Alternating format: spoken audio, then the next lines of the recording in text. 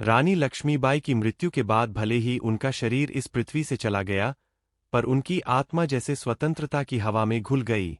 झांसी की धरती, जहां उन्होंने अंतिम बार अपने कदम रखे थे, आज भी उनका नाम गूंजता है।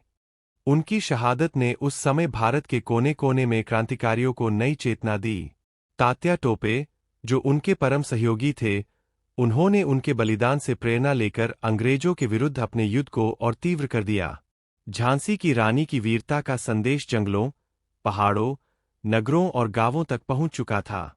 महिलाएं अब सिर्फ घर तक सीमित नहीं रहीं, रानी की मिसाल देखकर कई स्त्रियां भी विद्रोह की मशाल थामने लगीं।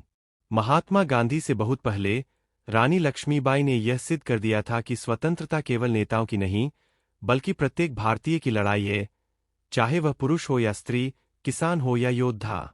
अंग्रेज भी इस वीरांगना से इस कदर प्रभावित हुए कि उन्होंने अपनी आधिकारिक रिपोर्ट में लिखा, यह महिला हमसे लड़ते हुए मारी गई, एक सच्चे सैनिक की तरह। ह्यूरोज, जिसने उन्हें मार गिराया, वह खुद उनकी बहादुरी का प्रशंसक बन गया था। लेकिन इसके बावजूद अंग्रेजों ने रानी के नाम को इतिहास से मिटाने की भरपूर कोशिश की।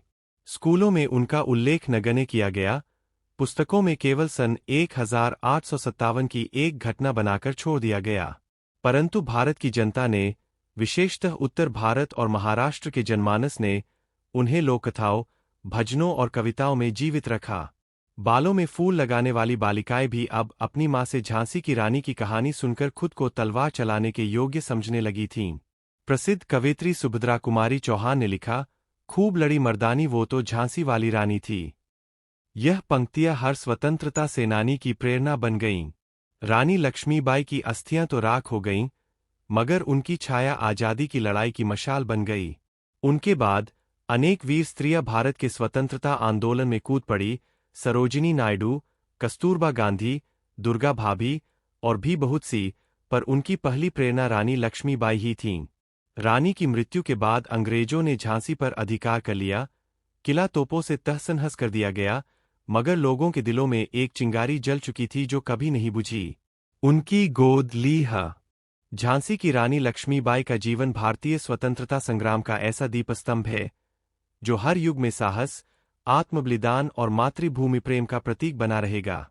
उनका जन्म 19 नवंबर 1828 को वाराणसी के एक मराठी ब्राह्मण परिवार में हुआ, जहां उनका नाम मणिकर्णिका रखा गया।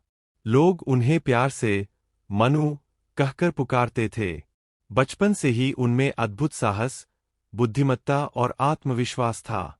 तलवार चलाना, घुड़सवारी, निशानेबाजी और युद्धकला जैसे पुरुषों के माने जाने वाले कौशलों में वे दक्ष थीं। जब मणिकर्णिका मात्र 14 वर्ष की थीं, तब उनका विवाह झांसी के राजा गंगाधर राव से हुआ और वे झांसी की रानी बनी, रानी लक्ष्मीबाई। विवाह के बाद उन्हें एक पुत्र हुआ, लेकिन वह शीघ्र ही काल का ग्रास बन गया। दंपति ने फिर एक बालक आनंद राव को गोद लिया, जिसे दत्तक पुत्र घोषित किया गया और उसका नाम रखा गया दामोदर राव। 1853 में राजा गंगाधर राव की मृत्यु के बाद ब्रिटिश ईस्ट इंडिया कंपनी ने डॉक्ट्रिन ऑफ लैप्स के तहत झांसी को हड़पने की योजना बनाई और दामोदर राव को उत्तराधिकारी मानने से इनकार कर दिया। अंग्रेजों ने आदेश दिया कि झांसी को ब्रिटिश साम्राज्य में मिला दिया जाएगा, पर रानी लक्ष्मीबाई ने गर्जना की, मैं अपनी झांसी नहीं दूंगी। यही से शुरू होती है वो अद्भुत कहानी, जिसमें एक स्त्री, एक माँ, एक रानी अपनी मातृभूमि की रक्षा के लिए स्वयं योद्धा बनकर कूद पड़ी।